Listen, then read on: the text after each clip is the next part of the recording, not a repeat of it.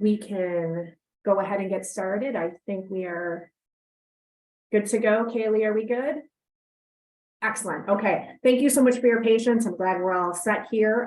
Again, if you are interested in, sharing the YouTube channel, sending it out to your department, to your coworkers, we encourage it. All of the information is up here. And this is where we'll be housing all of our sessions moving forward. So after each session, you will get a thank you email that says, hey, thank you for joining us. And with a link to the YouTube channel, so you can go out and watch these if necessary. So the purpose for today's discussion, we are going to just give you a list of upcoming Student Employment 101 trainings that we have on the calendar right now with the CPD, end of semester and summer employment information. And then we have guest panelist Patricia Britt on to join us to talk about some benefits that are available to our student employees and what your roles and responsibilities are as supervisors of student employees. So we'll hop right in. Again, we are your representatives. Just a note that Amanda Henry is currently out on maternity leave. So if you are trying to connect with her, call, email, she is not going to be returning until mid to late August. We encourage you to please send all your inquiries to our regular general employment email, and we will distribute them throughout the office as necessary. But she is out. There is no baby yet. She is just out on leave, and we are impatiently waiting for some updates. We're wishing her the best. So we have some Student Employment 101 trainings scheduled in the upcoming months. These sessions are recommended for anyone who's new to the Student Employment Program at RIT, or anyone who wants a refresher course. If you've been away from employment and you're coming back into it, the purpose for that session is to cover all of the basics of student employment. What are your responsibilities as a supervisor? How do you fill out a hire form? How do you submit a hire form? Things of that nature. So really intended for those who are new to the program, but certainly a great refresher if you've been away from it. The link to register for those is available here. We have one scheduled for May, one for June, and one for July. If those dates do not work for you, please feel free to reach out to me directly, and we can see about getting a one-on-one scheduled to sit down and walk you through the process if you are new to the employment program. But we do have some sessions scheduled and encourage you to go out and get registered for those through Talent Roadmap. We are quickly approaching the end of the semester. It's hard to believe that we're just a couple weeks out. But as a reminder, any students who are graduating this spring semester may not work past graduation day, which is May 13th. So they cannot continue working into the summer. May 13th is the last day that they're eligible to work as a student employee. Students may begin working additional hours once they have completed all of their academic requirements for the semester. So that means all of their final exams are complete, all projects, all papers, any academic requirement for the semester must be complete, and then they can start working up to 40 hours per week.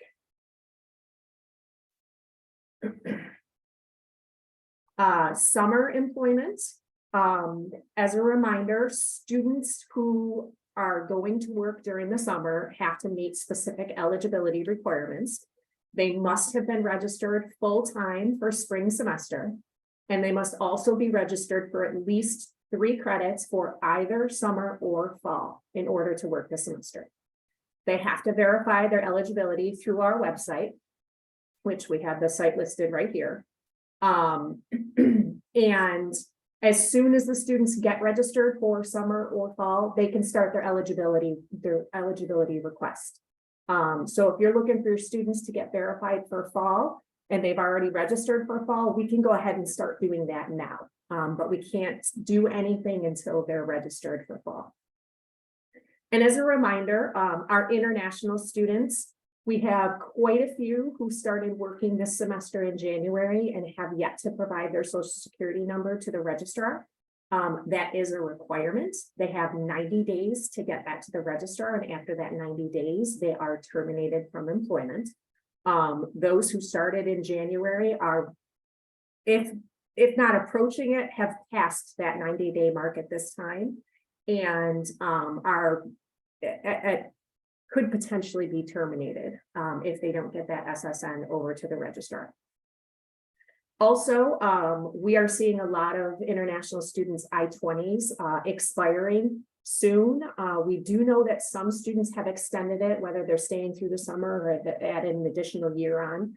But those students need to bring that I-20 to our office in order to be eligible to continue working.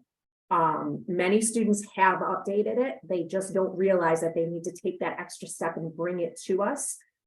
They can email it to us, which is actually much easier, but we do need to see that updated I-20. We have a lot of students right now on our list that I-20 is expiring, and we want to make sure that we get those updated in our system so there is no lapse in employment. There's no disruption to you or to the student. So with that, I am going to turn it over to Patricia to talk about some student employee benefits and what your roles and responsibilities are. And then at the end, we'll have plenty of time for Q&A for both PJ and myself. So it's all yours.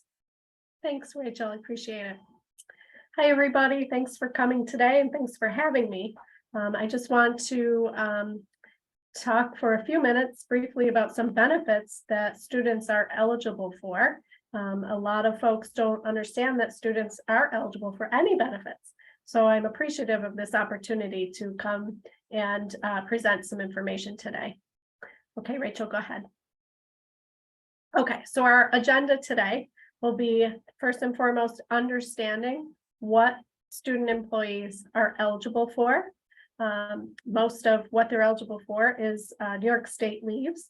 So we'll talk some leave basics, and then we'll talk about the process for the leave. And again, as Rachel said, what your responsibilities are and what their responsibilities are. So hopefully by the end, it will be clear, and we'll have the opportunity, as Rachel said, for a Q&A session. Okay, Rachel, next slide. Okay. So first and foremost, the benefits for student employees that they can take advantage of. There is paid sick leave time, which most folks will know as sick time in Kronos. So this is for an employee or a family member's illness or safety. And we'll take a deeper dive into each of these in just a moment. But they are also eligible for paid family leave, and that is to care for a family member's serious health condition. There's also short-term disability in New York State, and that's for each employee's their own serious injury or illness. And then, of course, there's workers' compensation if someone is injured on the job or because of the job. Next slide, please. Okay, so I want to talk a minute about who administers all of these different leaves. So RIT administers the sick time, right? New York State paid sick leave. Again, most of you know that is sick time. That is administered in the department. Your student might say, I can't work today, I'm not feeling well. And that's what sick time is. So it's periodic or continuous absences due to their own illness or safety issue or a family member's illness or safety issue. And that's administered in-house. They're going to report to you that they can't come in. You're going to make sure that everything is appropriate in Kronos, and that's reflected. RIT uses Prudential to administer New York State paid family leave. So if the student needs to care for a family member's serious health condition, they need to call Prudential to open a claim for paid family leave. RIT uses Future Comp to administer the workers' compensation benefits. So again, workplace accidents, illnesses, and so forth. And then we also use Future Comp to administer the statutory New York State disability program that students are eligible for. So again, their own illness, workers' comp is being injured on the job. Okay, with New York State disability and workers' compensation, we would like the student or manager to notify FMLA at rit.edu that they have a need for leave or that they've been injured on the job. Okay, next slide, please. Thank you. So I want to take a little bit of a deeper dive into each of these different leaves and really what they're all about. So as you can see, the sick time, which is called New York State Paid Sick Leave, this is job protected time away to care for an employee or a family member's serious health condition or safety reason, actually, as well. So you can see all the reasons someone might take paid sick leave. So as I say, there's sick reasons, and this can be mental or physical illness. It can be diagnosing. It can be, caring for a family member who is going through an issue. They can be working on getting a diagnosis or preventative care for any of the reasons listed there under sick reasons. Okay. And then for safety reasons, it really is focusing on domestic violence, sexual offenses. It could be, any kind of human trafficking, stalking, those types of things. And the person may need to take time to plan for support or relocation or meet with some law enforcement or any other actions, that they may need to take to keep themselves or their family member safe. So I want to talk a little bit about who is a family member, right? So when we say that, what does that mean? Specifically, New York State has defined family member as a spouse or domestic partner, a parent or grandparent. That can be biological, could be in-law, it could be the parent of your domestic partner, could be a step parent. Biological siblings, and then children and grandchildren. And again, this can be biological, adoptive, stepchildren, step grandchildren, or what's called in loco parentis. So if you have the care of a child who maybe you are not in an official adoptive relation, right? So again, it could be maybe the children of your domestic partner. So the family member is pretty broad reaching in this regard. PJ, if I could just jump in here, one of the questions that we get most often, and I just want to make sure that we clarify for our supervisors, is can a student use their sick time if they call in because they're going to a study group? And the answer to that is no. New York State has very, very specific reasons for what this time can be used for. Those reasons are listed on our website. We have an FAQ for the New York State Paid Sick Leave. And on that FAQ is a link to the New York State webpage where it goes into greater depth what this time can be used for. But it is important to note that it cannot be used for any other reasons aside from what is listed. So it cannot be used for study groups. It cannot be used to, for vacation time. That's not what this is. Correct. Correct. Additionally, go ahead. That is a change I was going to say in the last, few years since this was implemented. That is a change, and I want to say the guidance in regards to sick time. Yeah. Additionally, student employees do not get this paid out at the end of their employment. If they don't use their sick time, unfortunately, it does not. It is not like vacation time where we would get it paid out. Student employees do not get their sick leave paid out to them when they are done working. Another really quick note I want to make is that a student employee's sick time goes with them when they switch jobs here on campus. So if a student starts working in dining and then switches and goes and picks up an office job in an academic department, any sick time that they've accrued, they will take with them and it'll be available to them to use until they are no longer employees of RIT. Correct. Rachel, you need to join the benefits department.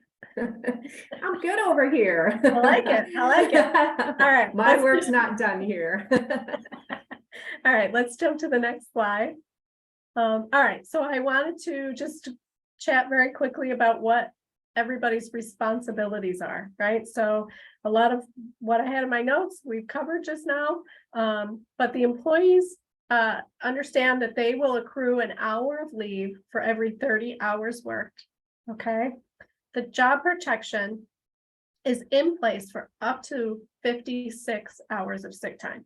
So as Rachel mentioned, this will continue to accrue for them and kind of carry through different jobs possibly, or if they step away for summer and come back in the fall, then that sick time is still there. They continue to accrue it. They can use up to those first 56 hours are job protected time, okay? Employees have to understand that they need to provide the notice for the need for leave, right? So they do need to call out whatever your regular procedure is in your area. They should be following that procedure.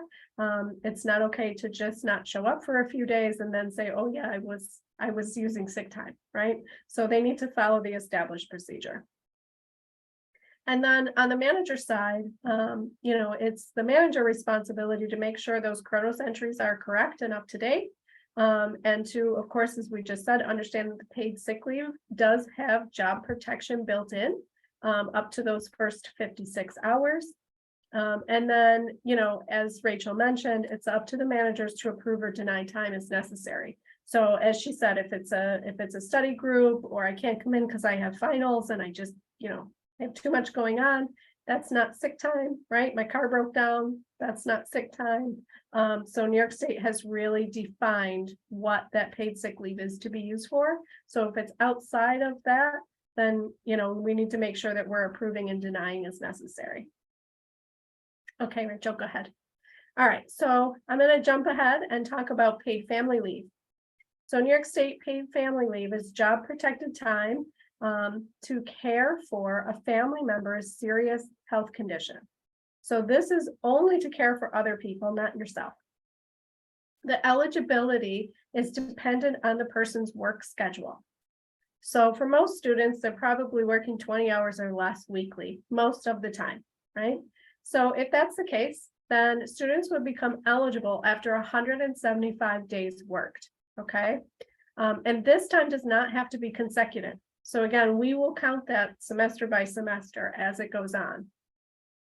If you have a student that's working more than 20 hours weekly, that person is eligible for paid family leave after 6 months of consecutive service at 20 hours or more weekly. And then the absence that's allowable under the law is up to 12 weeks in a 52-week period. So this time can be used intermittently or consecutively. They have to use a whole day off. So it has to be a full work shift. And then managers cannot deny the use of paid family leave or the use of supplemental pay.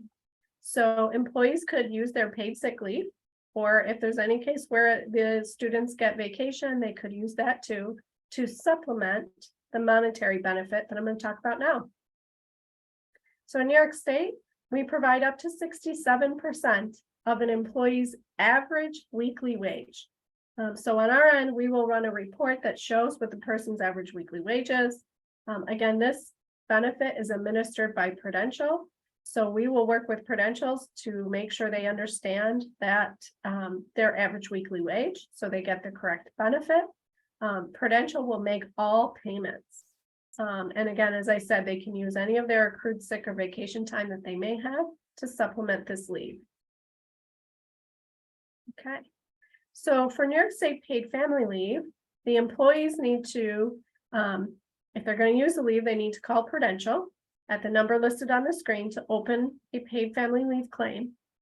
They should be providing notice of the leave either 30 days in advance for a known issue or within 2 days of the need for leave.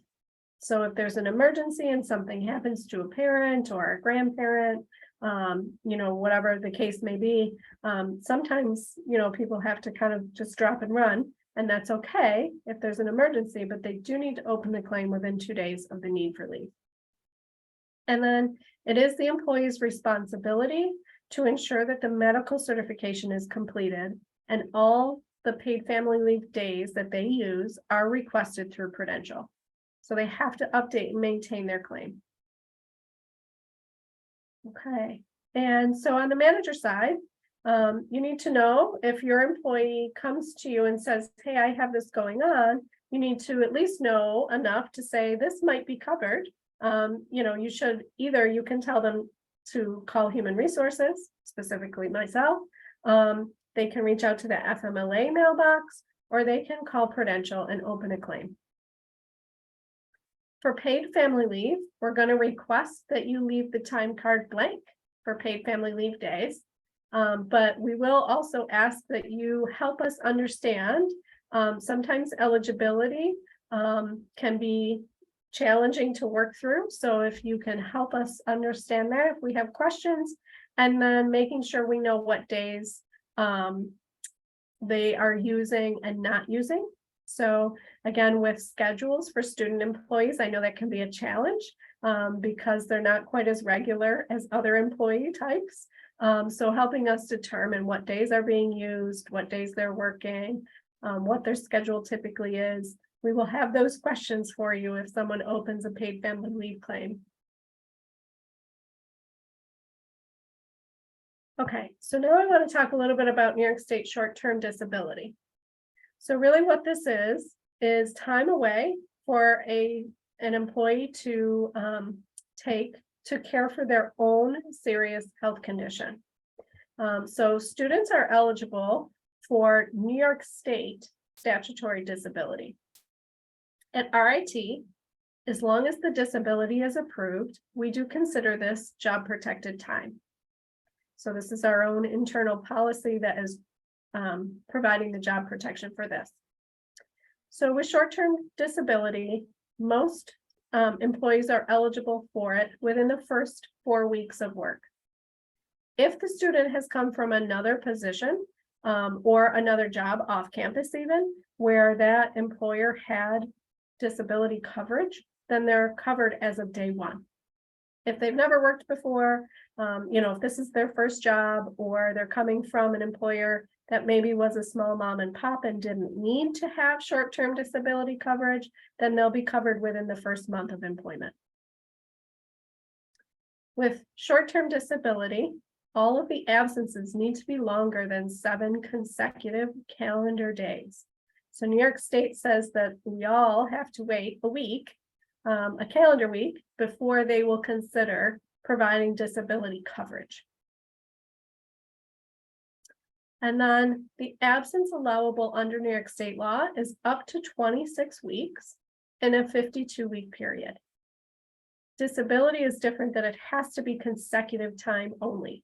Someone can't use intermittent disability.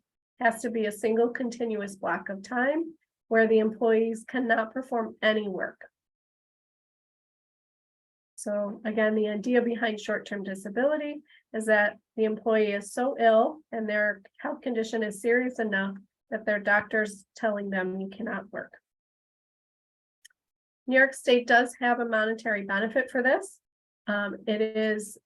Will be paid through RIT in their regular pay cycle. So direct deposit, pay card, whatever that looks like for the students.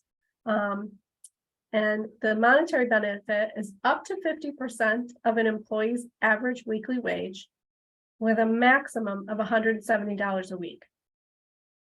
So again, we work with payroll to understand what the average weekly wage is. And we may have some questions again in regards to disability of the person's schedule, things like that. So if the person wants to be paid for that first week out, because again, it has to be longer than 7 calendar days. So if the student employee wants to be paid that first week while they're waiting, they need to use whatever available sick time they have. Okay. All right. So again, in regards to the employee responsibilities for disability, they need to contact FMLA at rit.edu in order to alert us that they need to use disability. They need to, again, provide that notice of leave. It's 30 days in advance of a known absence. So for example, if they're having surgery, right, they'll know what the schedule is. Or again, within 2 days of the need for leave. The employee needs to ensure the medical certification is completed and all days absent are reported to RIT and future comp. Because again, we're using future comp to manage this benefit for student employees. As a manager, your responsibility is, again, to notify the employee that they might be eligible for this benefit. So if you have an employee that is out sick for some time, you should say to them, hey, just so you know, this is a benefit you might be eligible for. You can reach out to Human Resources. You can reach out to fmla@rit.edu. We're also going to ask you to make sure you enter any available accrued time to ensure that that first week out is paid if possible. And then after the first week, you want to make sure that the time cards remain blank for the duration of disability. And you can go ahead and sign off on blank time cards when Chrono sign off day comes around. And then lastly, we're going to ask that you confirm the employee's return to work date to us using the fmla@rit.edu.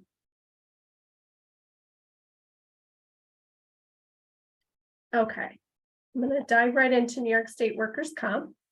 So most of you are probably familiar with workers' comp concept. The idea behind New York State workers' compensation is that it provides medical care and, if necessary, lost time benefits when employees are hurt on the job. So everybody's eligible for workers' comp on day one of employment. So everybody will be covered under this all the time. Again, absence allowed under New York State law is up to 26 weeks in a 52-week period. If employees are out on workers' comp and they've been pulled from working by a physician, then they can't perform any work while they're using the workers' comp lost time benefit. Intermittent absences for medical care are generally not covered under this lost time benefit.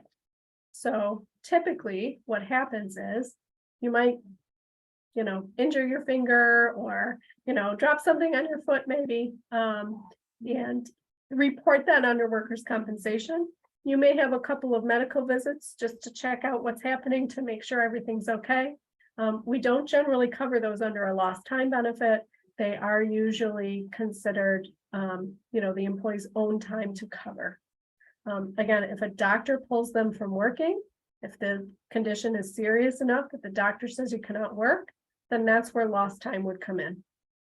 But usually, at least at RIT, we're lucky enough to say that most workers' compensation benefits, excuse me, are medical coverage only. So someone might get injured, they may need to see a doctor a time or two, and we will pay for that. So the New York State monetary benefit for lost time, should it come to that, we do up to 2/3 of an employee's average weekly wage. And again, this is going to be paid by RIT in the usual manner. So if they have direct deposit, a pay card, I don't think there's very many people with paper checks anymore, but on the off chance, it may be a paper check as well. Again, New York State has a 1-week waiting period before any workers' comp pay will begin. So they need to use their accrued sick or vacation time for that first week out if they want to be paid. Okay, so we're going to talk a little bit about the responsibilities for the employees and managers for workers' comp claims. So the employee needs to report to you all accidents that happen by the end of their work shift. And then the employee needs to, once that's reported, the employee needs to be able to complete and sign their portion of the accident report, provide that to you. If they're going to seek medical care, it's important that student employees understand that they should not go to the student health center. All medical care for New York State workers' compensation is done through a preferred provider organization. And for us, the first step is Rochester immediate care locations. So there is one fairly close to RIT over on East Henrietta Road, but they can go to any Rochester immediate care location. And then if they have transportation needs, which a lot of students do, they should make sure they're communicating that to HR. We can help arrange transportation if they need to see a doctor, but they don't have a way to get there. So we can help with that. From the manager's perspective, we're going to ask that you ensure that the accident report is completed. There is a manager section. So once the employee completes their portion, we'll ask you to complete your portion and then send that to fmla@rit.edu within 24 hours.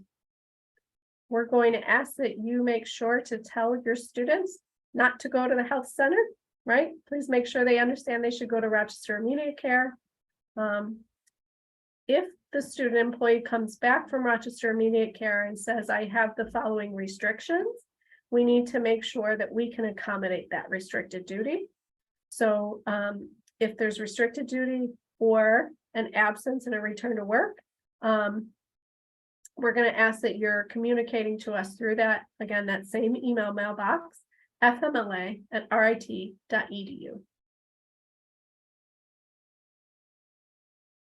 So very quickly, I just want to let you all know that there are some resources, right? So as Rachel said, there's links to some New York State resources and web pages on the SEO website.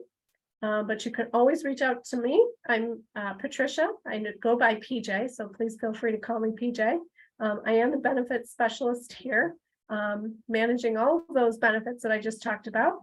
So you can reach out to me via email or phone call. I also have one employee. Her name is Christina Turton, and she is a benefits assistant here. So you can email her, call her anytime, or you can reach us both by emailing that fmla@rit.edu.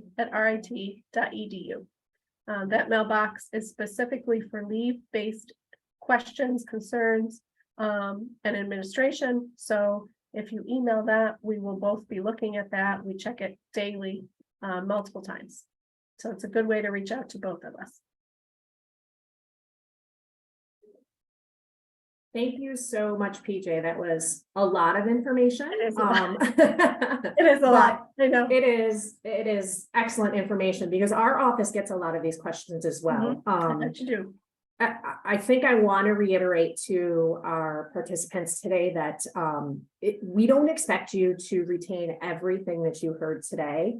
The biggest takeaway that we really do want you to have is that there can be benefits to our student employees, and your responsibility is to tell them that there may be benefits to them. You don't need to know, it's not your responsibility to determine what those benefits are, to determine if they're eligible, but just to say, hey, you may be eligible. Here's what I need you to do. And if it's just as simple as telling them, you know, I need you to reach out to PJ or to Kristen and find out if you're eligible, then it's as simple as that. Yep. So with that, I've got a few questions in the chat session. Okay. So we will, some of these are really good questions too. And then I had some questions turned in ahead of time, but I'm going to jump into these ones right here that are, that were sent in as we were speaking. If a student employee changes from, all right, this one doesn't quite make sense. It says, if a student employee changes from an FTE to a part-time employee status, what happens to their sick time? So student employees are never full-time employees. They're always part-time employees. They would never change. They will always keep their sick time with them up to the 56 hours that they can carry. They're not going to lose that. So just a reminder, they're even if they do work 40 hours over the summer, when they're eligible to work 40 hours, they're still never considered a full-time employee. If a student is paid out of a grant, is the sick pay out of the grant? If the time they want to use is from a previous campus job, is it paid out of the current grant work account or a different account? My understanding is that sick time is never paid out of grants, just like it's never paid out of federal work study. It comes out of university funds. Yep. We cannot use federal funding or grant funding to pay benefits. That always comes out of, and PJ, I see you shaking your head. Yep. Yes. So yes, I concur. So my understanding is correct. So that will not come out of your grant. It will come out of your regular department funds. Actually, I think it comes out of RIT funds. I don't even think it comes out of department funds. Do students still get COVID paid time if positive, or is that only the paid sick leave now? So there is COVID pay. It is separate than paid sick leave. And so it's a little wonky. And I say, I hope you're tracking it.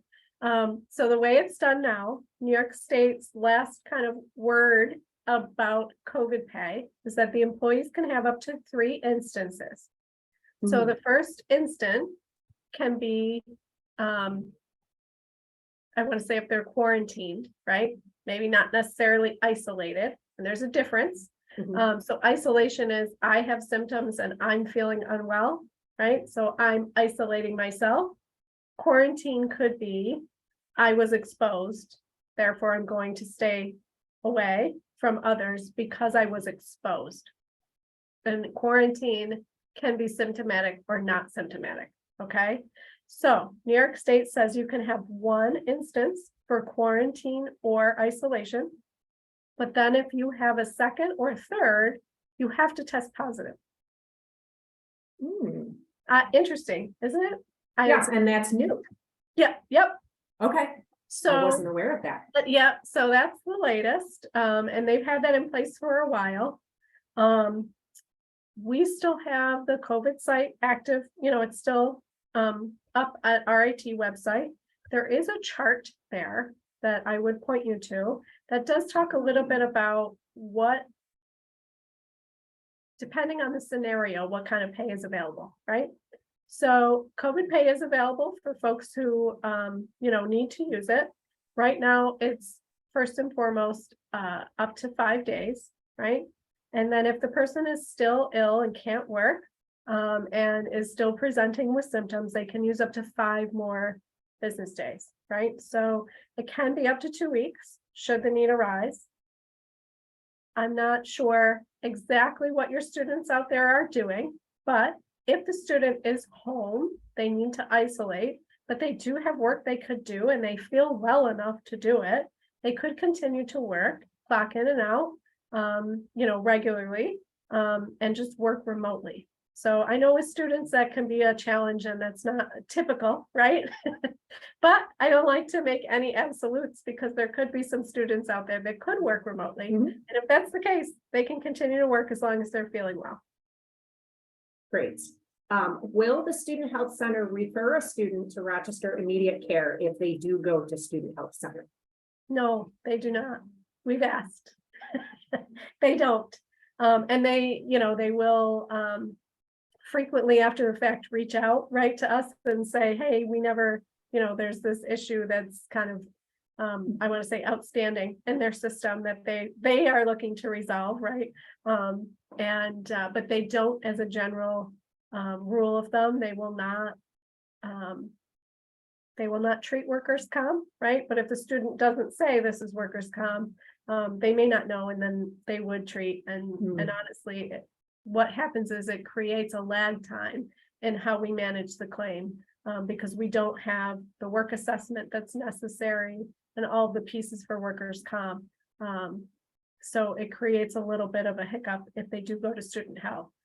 So that's why I have that in there. Please make sure they understand they should be going to Rochester Immediate Care. There's specific things that they will get there that they wouldn't get from student health. Okay, I do have a clarification on that very first question about a student going from full-time to part-time. And actually the clarification is they're wondering if a student employee then gets hired on as a full-time employee. So we do have this happen often where a student will graduate and immediately get hired on as a full-time staff member. Does any accrued sick time that they accrued while they were a student employee stay with them as they take on this full-time role? You know what? That's a really good question. And I've never seen that happen. So I can't definitively say yes or no. But if whoever's asking the question wants to provide contact information, I'm happy to research and reflect back.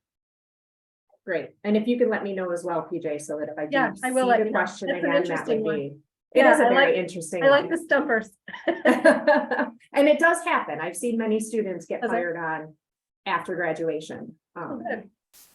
Are there student employee benefits for a death in the family? So RIT has a bereavement leave benefit. It is none of what we talked about today. The standard bereavement leave, I think, is 3 days. But I do also know that it is manager discretion. So there is some discretion within that. Kind of the floor is 3 days. But if there's a scenario where you might need another day or two or whatever, right? If they're going out of town maybe or whatever the case may be, there is some discretion built in for managers there. But there is a bereavement leave policy that you can look at the RIT HR website.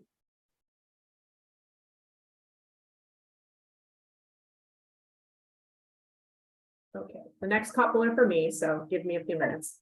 Sure. Do we have to fill any paperwork for students that are currently working and will be returning in the fall? If you have hired your current student employees without an end date, in the hopes that they're going to come back to you semester after semester, then there is no paperwork that you need to turn into us to keep them on your Kronos list for the fall. They will just stay on through the summer and still be there in the fall. You just need to remind the students that they have to update their eligibility with our office by submitting their request through our website. And then you need to see that eligibility email telling you that they are eligible to return to work that semester.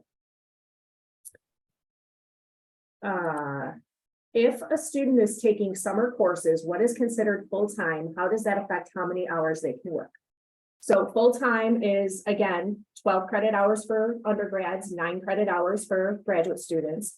And if a student is taking full-time summer courses, then they are restricted to 20 hours per week. They cannot exceed that because they are a full-time student. If they are not taking full-time courses, if they're taking 1 class or 2 classes and they're less than full-time, they can work up to 40 hours. But once they hit that full-time threshold, they are restricted to 20 hours per week.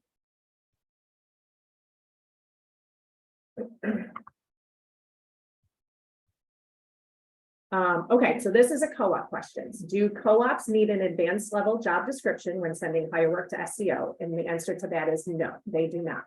You can pay a co-op higher than minimum wage without the advanced level job description. We actually expect co-ops to make higher wages than minimum wage, given the nature of the job and the fact that it is a full-time role. Also, I was told when the co-op I was sent in was not registered as a co-op, but they completed their paperwork. So registering for co-op is a multi-step process. First and foremost, the co-op needs to be approved and registered with the Career Services and Co-op Office. And what they do is they review the co-op to ensure that the tasks that the student is doing qualify the job to be a co-op job for the co-op credit. So that's step 1. Once that is done, the student needs to register for co-op in SIS. They do that just like registering for a class. That is the registration that we need to see, that second part, that SIS part. If we don't see that, we cannot process the co-op registration. So 2 steps, they have to clear it through the co-op and Career Services and then register it in SIS.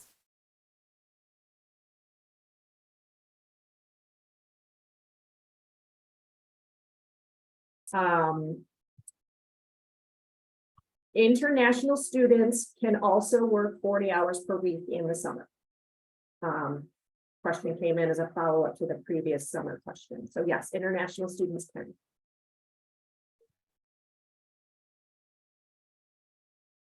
We answered the question about a student employee moving from a student to an FTE. Once we do have that answer, I will share it with those who are interested. Is there somewhere supervisors can see how much sick time has accrued for a student worker? Yes, if you log into Kronos and you scroll to the bottom of the time card, you can pull up a table. There's a little like 3 lines with an arrow. You click on that and pull it up and click on accruals. And right there, it will list how many sick hours a student has accrued. Just note, students cannot see that on their end. They can't see it on their Kronos view. Only you can see it. So that's where you would look for it. What pay code is used in Kronos for paid sick time for students? It is the same code that you use for your hourly staff. It's Is it sick personal still? Yes, sick personal, yeah.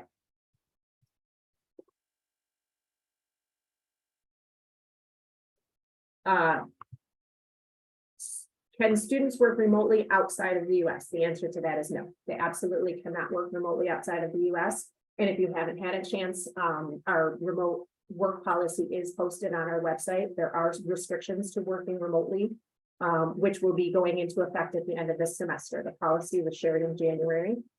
We've discussed it a couple different times on this Q&A session. So I encourage you to go out to the website and make yourself familiar with it. It may have an impact on what you were planning to do.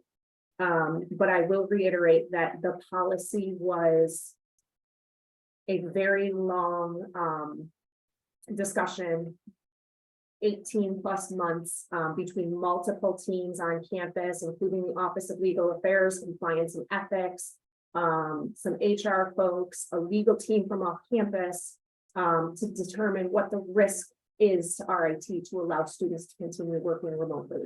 And the risk impact to RIT is quite high. And so this policy was derived from those discussions. So that is there and available. The presentation will be available on our YouTube channel. You will receive a link after this session. The link will come out tomorrow to our YouTube channel. You'll get a thank you email for joining us today with a link to the YouTube channel. So you can go back, review the session, share it with coworkers, you know, whatever you'd like to do. So a couple other questions came in. PJ, I'm not sure if any of these are for you or not, but we'll see. Are there many student workers available during the summer term? As of right now, I have gotten a few requests for summer employment from students asking, where do I find summer employment? So if you have available work for just the summer, I would encourage you to get that posted on Career Connect. Really, our graduate assistants who their assistantship ends at the end of the academic semester, it doesn't carry into the summer. Those are students who are looking for summer work right now. So if you have summer work available, there are going to be some students looking for strictly summer work. I encourage you to get those posted. Can we hire a student who is taking summer classes and will not be around for fall semester? Yes, they still have to meet that registration requirement, which means they have to have at least 3 credit hours registered for summer in order to work and have been registered full-time for spring. Student employee benefits, where can they be found online? PJ did share that, you know, you can check our website. Some of the benefits are listed on the student side. Some of them are listed on the employee side of our website. So I would encourage you to familiarize yourself with both sides of our website.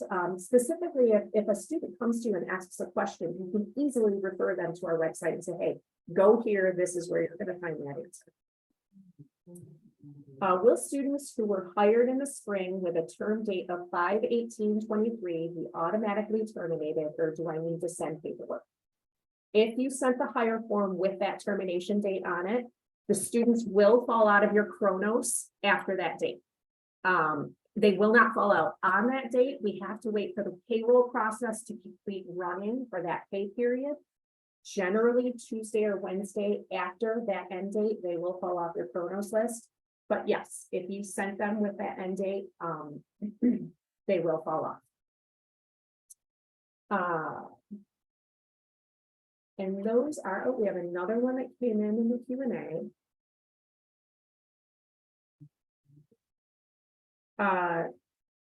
You mentioned students can begin working full-time once academic requirements are fulfilled. Does this mean as soon as they are finished all their work, they can start before May 10th? Yes, as long as all of their academic requirements are completed, the semester is over, there are no more classes, they're done, they've done all their exams, they've done all their projects, they've done all of their papers, everything is turned in, then yes, they can start working full-time as soon as they have finished all of their work. So that date could be different for all of your student workers. Student worker A may be done with all of their requirements on the 8th, while student B may not be done until the 11th.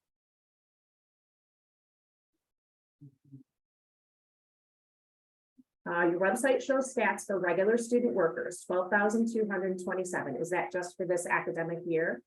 So that number is from the last academic year. And that was how many roles the students filled. So we generally have about 7,000 to 7,500 students working on campus, but they fill multiple roles. So that's how many jobs the students filled.